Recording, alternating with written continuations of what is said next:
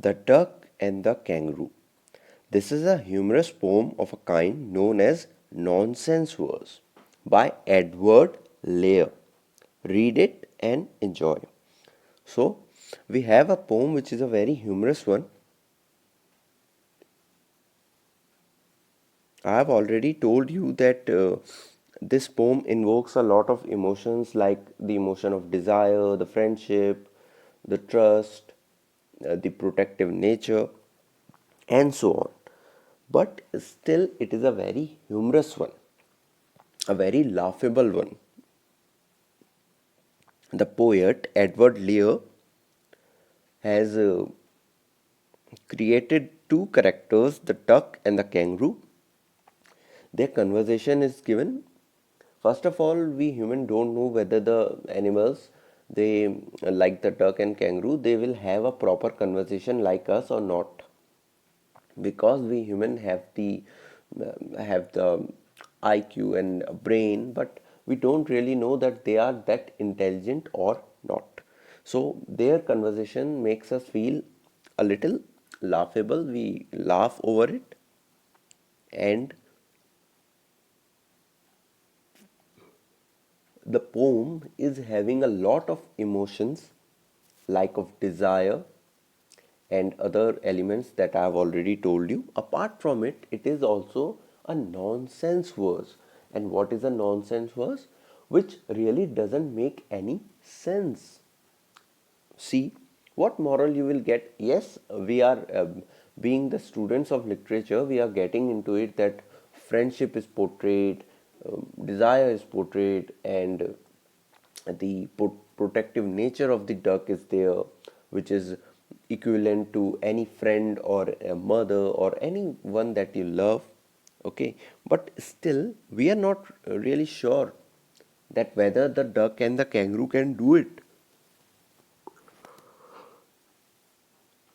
This is one thing. So it makes it not really a sensible one, because yes, we are getting into it, being the literature students, we are seeing things that yes, it can be a lot of emotions can be there, but uh, still it doesn't make really any sense to get two characters like a duck and kangaroo and make them converse. It is not a very sensible thing. He could have talked about anything else, to girls, to boys. That way, it could have been a different aspect of it. But still, the poem tells us about the friendship of duck and kangaroo, which is very good thing.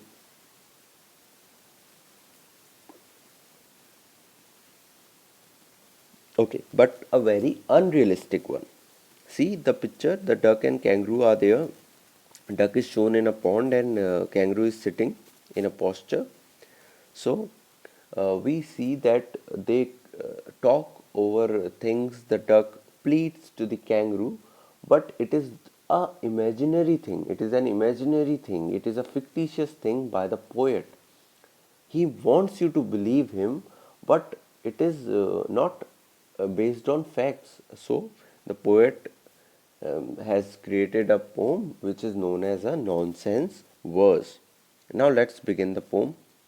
Said the duck to the kangaroo, "Good gracious, how you hop over the fields and the water too, as if you never would stop. My life is a bore in this nasty pond, and I long to go out in the world beyond. I wish I could hop like you," said the duck to the kangaroo. "See," said the duck to the kangaroo, "good gracious, how you hop over the fields and the water too, as if you never would stop." Okay, so the duck here is having a conversation with the kangaroo, and it is talking to the kangaroo, that it is saying to the kangaroo that good gracious. It is a way of saying good gracious, like we say in the Are Bhai and all that. So, good gracious, how you hop. So, duck is mesmerized by the picture of kangaroo hopping here and there. So he's saying, good gracious, how you hop. He's having a desire that how he is hopping here and there. Over the fields and the water too. You can go over the fields and you can go to the water too. You can hop over that. As if you never would stop. जैसे कि कोई रोक टोक ही नहीं है. As if you never would stop. So it is a very good thing that you are getting a chance to go over the fields and over the water too, and you are blessed that there is nothing to stop you. Where I am in my situation that I can only survive in the water, I can only swim across. I can't walk on the land for too long over the fields. My life is a bore in this nasty pond. So the duck is calling the pond where it lives a nasty one, a bad one. And he's saying, my life is a bore. My life is very boring. And I long to go out in the world beyond. And I long means and I desire. Longing means किसी चीज को चाहना. And I long to go beyond, to the world beyond. I want to hover everywhere. I want to look different places. I want to have a journey. Uh, I want to go to different parts of world. I wish I could hop like you. So he says, I also wish that I could hop like you, said the duck to the kangaroo.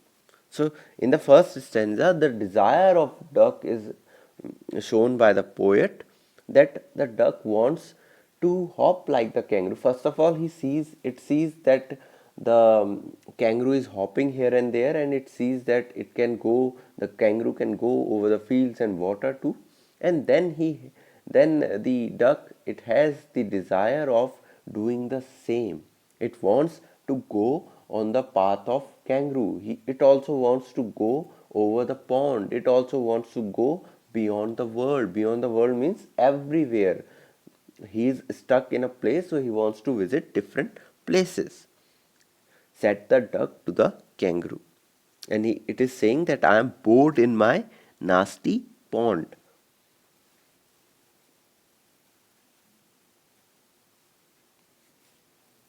Coming to the second stanza, now the duck is telling the way that how it can go over the world, how it can also hop around, because it is not possible for the duck to hop. It is only the thing of a kangaroo.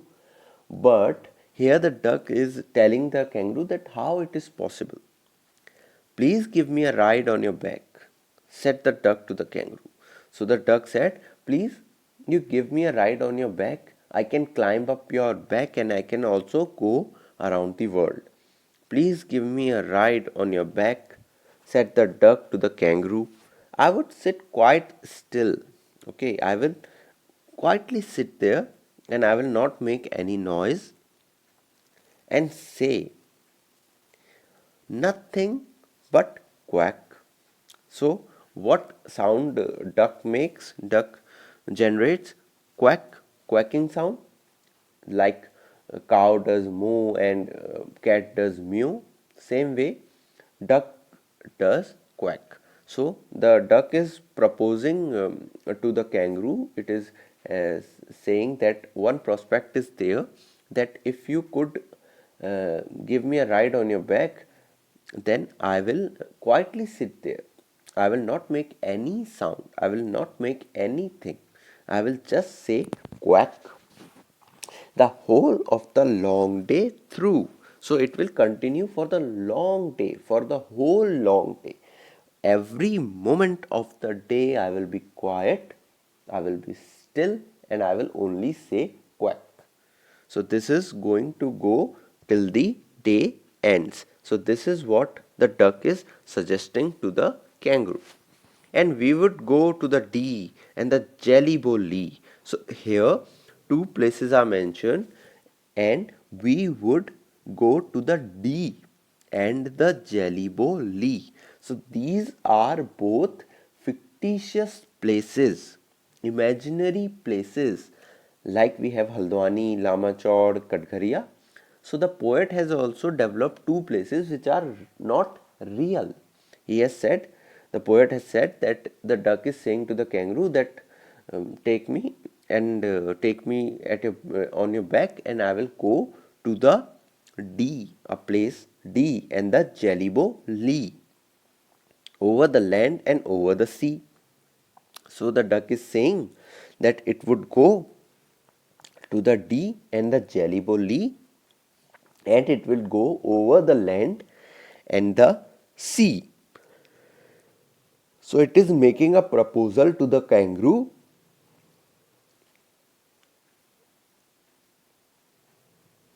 Mark these lines that what places the duck suggests that it would go to the D and the Jellybo Lee. It would go to the D and the Jellybo Lee over the land. It will go to the land also and over the sea. Please take me a ride, Odu, said the duck to the kangaroo. Again, the stanza is ending with the same line. Here you see that the stanza didn't start with this line, but in the second line it was mentioned, said the duck to the kangaroo. So it is now pleading to the kangaroo that please take me a ride, Odu, said the duck to the kangaroo. So you see how beautifully the poet has composed the poem. It is showing the desire of the duck, that it wants to go beyond the world. It wants to hop around the world. It wants to go over the land and over the sea like the kangaroo does. It goes all over the places. So similarly, duck also wants to go around the world. So it is a very keen desire of the duck to see the world, see the places like D and Jellybo, okay, which are imaginary places created by the poet. But the duck wants to go there. The duck wants to be there, and the duck wants to go there while sitting on the back of the kangaroo. It just want to sit up on the back of the kangaroo and visit every place. Okay, so this is a very important thing, that what desires the duck has. It wants to go to different places, different part of the world, same as the kangaroo does. And the kangaroo hops, it also wants to hop, and it wants to go to the land like kangaroo does, and the sea like kangaroo does. But the duck is stuck in the pond. It cannot go to the fields, and although it wants to hop, but which is quite not possible. So it is suggesting to the kangaroo that I will just quietly sit on your back. I will just sit quiet. I will sit still, and I will only say a word which is quack. Okay, so the kangaroo has suggested very clearly what its desires are. Okay, and in the first stanza, we have seen that the duck has compared its home, the pond, to a nasty pond. Okay, it is a very nasty, it is a very bad pond. It is a very, very, what do we say? Very not dirty, but it is not a suitable place for the duck. It doesn't like the place where it lives.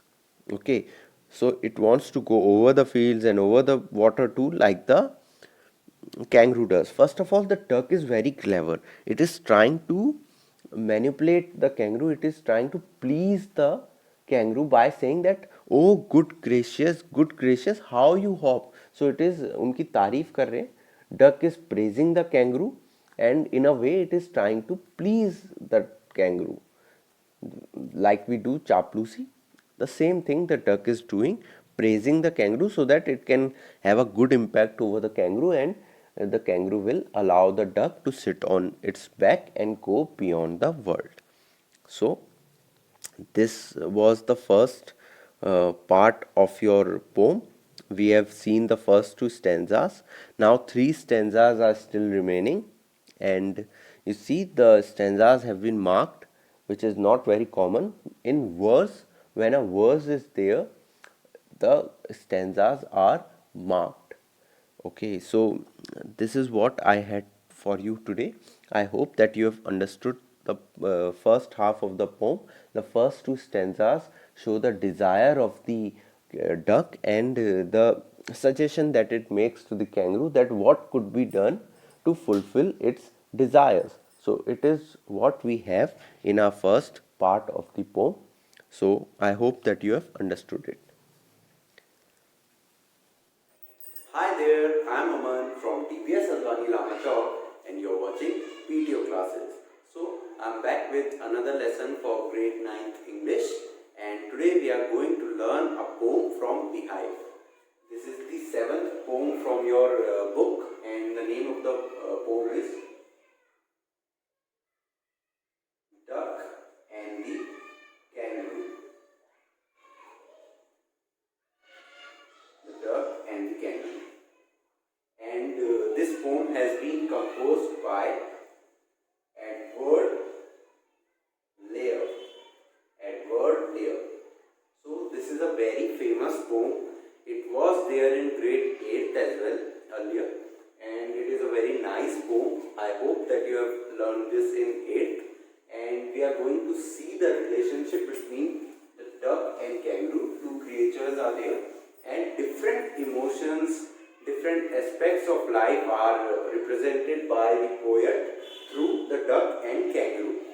So basically the poem is about the duck who sees that the kangaroo who lives on the land and visits so many places around the globe by hopping, and the duck who lives on a sea, on a lake, it also has the desire to go around the globe. So the duck has some desires. It wants to go with the kangaroo. So one thing is, one emotion is of desire. For whom? The duck. The duck desires that it could also go as the kangaroo is going to different parts of worlds and experience the life there. Okay, so the duck has the emotion of desire, which is there in us also.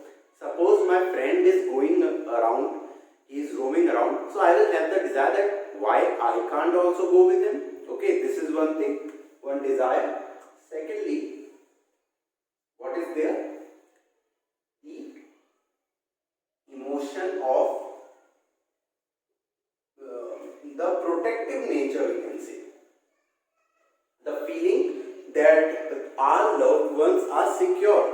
The duck firstly desires that it also goes with the kangaroo, and it also has one protective nature in it that makes him feel that if the kangaroo will be there, out there, so if the duck could follow him, if the duck could go with him, it could go with it, then it could support the kangaroo, it could save the kangaroo, it could protect the kangaroo. Okay, the protective nature of the duck is reflected in the poem. And third, the bond, the friendship between duck and kangaroo. So different emotions have been portrayed by the poet Edward Lear, and it is there in us also. Suppose we take an example of mother and son. The son always desires that I could grow old and go with my mother, or the other way, the mother feels that the son is going out and I should protect him. The friendship, here we can use love, okay, for mother and son. For couple, we can use the feeling of love. For friends, the friendship bond is there. So all these emotions are very beautifully described in the poem, where the duck is protective about its friend, the duck has desire to go with its friend, and the duck has the bond with its friend, the kangaroo. And the kangaroo also has the same feelings for the duck. So this is a very beautiful poem. The expression of love, friendship, bond, protection, desires, all is very beautifully explained in the poem, and we are together going to see that what different emotions are there in the poem. So I am Aman from DPS Advani Lamachor, and you are watching PTO classes. Let's together read the poem. We are going to divide the poem in two parts, and today we are going to learn